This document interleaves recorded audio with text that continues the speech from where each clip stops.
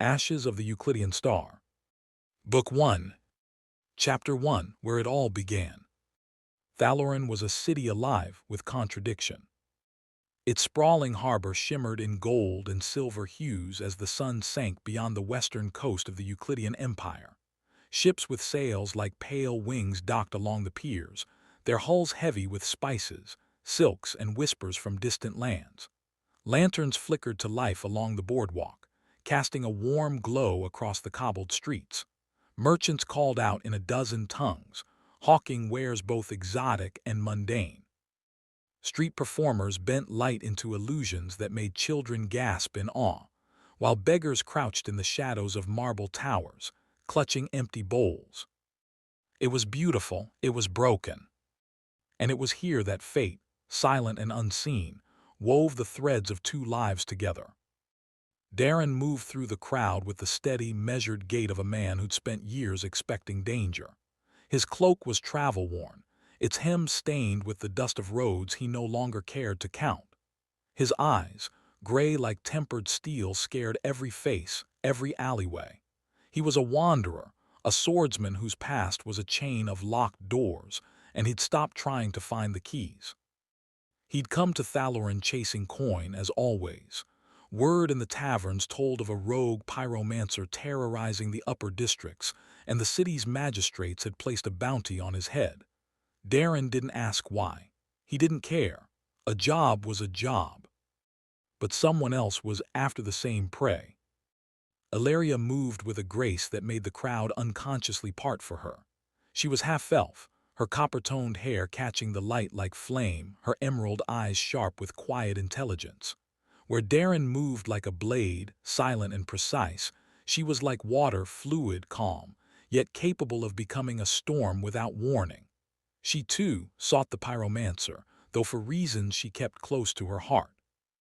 They met not as allies, but as adversaries. At the base of an abandoned bell tower in the old district, Daren stepped from the shadows, sword drawn, just as Elaria whispered an incantation under her breath, her palms glowing with a soft golden light.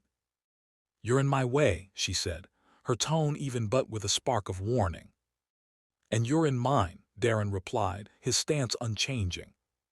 Before either could move, the tower exploded in a wave of flame.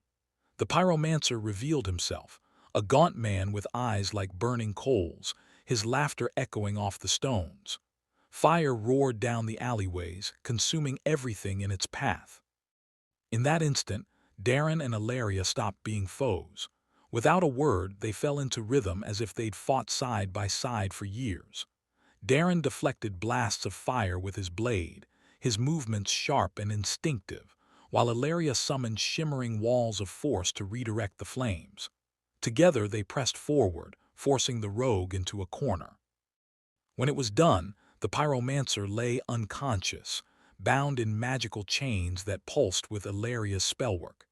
They stood amid the ruins, both breathing hard, regarding one another not with hostility but with recognition. Daren extended a hand. "We work well together." Elaria hesitated for only a heartbeat, then smiled faintly. "Perhaps." They left the city together that night. And from that moment on, they were never apart. Chapter 2, The Starfall. 3 years passed. Together they carved a legend whispered in taverns and courts alike. They ventured into the drowned ruins of Myrathas, unearthed relics cursed by forgotten gods, and slew beasts whose names had long since faded into myth. With each passing quest, their bond deepened beyond the camaraderie of survival. Beneath stars, beside campfires, in the quiet between chaos, they found something neither had expected. But even legends long for home. When they returned to Thaloran, the city welcomed them with the same chaotic energy as always. Children ran through the markets, merchants shouted their deals, sailors laughed and drank along the piers. Yet to Daren and Elaria, the city felt different, like a place holding its breath, waiting for something unseen. On an evening painted in gold and rose, they stood together on a balcony overlooking the harbor. Lanterns floated gently on the water, tiny points of light drifting like stars fallen to earth. Elaria turned to him, her hands trembling slightly as she took his. Her smile was soft, nervous. "I have something to tell you," she said quietly. Daren searched her face, feeling a rare flicker of apprehension. "What is it?" "I'm with child." For a heartbeat, the world stilled. Daren, who had faced death 100 times without blinking, found himself undone by a single truth. He cupped her face in his hands, eyes burning with a warmth he thought he'd lost forever. But before he could speak, the sky screamed. A sound unlike anything mortal tore through the heavens, a vibration that rattled every bone. The harbor fell silent as hundreds of heads tilted upward. Above them the clouds split open, and through the rift came a streak of searing blue light. It burned across the sky like a falling star, but its size was monstrous, its speed unfathomable. The meteor descended. Panic erupted. People screamed, scattering through the streets. Bells rang frantically across the city. Daren didn't hesitate. He grabbed Ilaria's hand and pulled her from the balcony as the ground trembled. They ran, weaving through the chaos of the streets. The meteor struck the harbor with a force beyond comprehension. The ocean itself split, waves surging inland with destructive fury. Ships shattered into splinters. Towers crumbled as a shockwave of water and fire engulfed the docks. Stone cracked, glass rained from the skis. The air was filled with the deafening roar of destruction.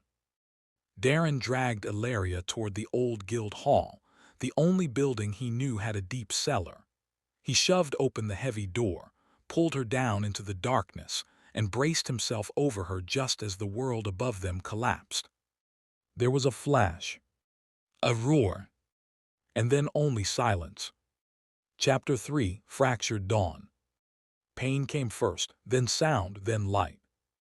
Daren awoke to the smell of herbs and smoke. His body felt like stone, every muscle heavy with exhaustion. He lay on a rough cot beneath a tattered canvas roof. Around him stretched a makeshift infirmary, rows of beds filled with the wounded and dying. Voices murmured in low tones, and the distant clang of rebuilding efforts echoed faintly through the ruined streets. A shadow loomed over him. A grizzled officer in soot-streaked armor crouched beside the cot, his eyes weary but kind. "You're awake," the man said. "Gods, you're lucky. Most didn't survive the starfall." Daren's voice was a dry rasp. "How long?" The officer hesitated. "A year. You've been unconscious for a year." The words hit like a blade to the chest. A year gone, lost. His throat tightened. "Elaria." "She lived," the officer said, and for a brief, fleeting moment hope flared in Daren's chest. But the officer's voice carried a heavy tone. "When they found her, elven scouts claimed her, said she was kin, took her to Elder's Peak. No one could stop them." Daren sat up too fast, the world spinning around him. Elder's Peak, a place of myth, the heart of the elves. Few humans had ever seen it and returned.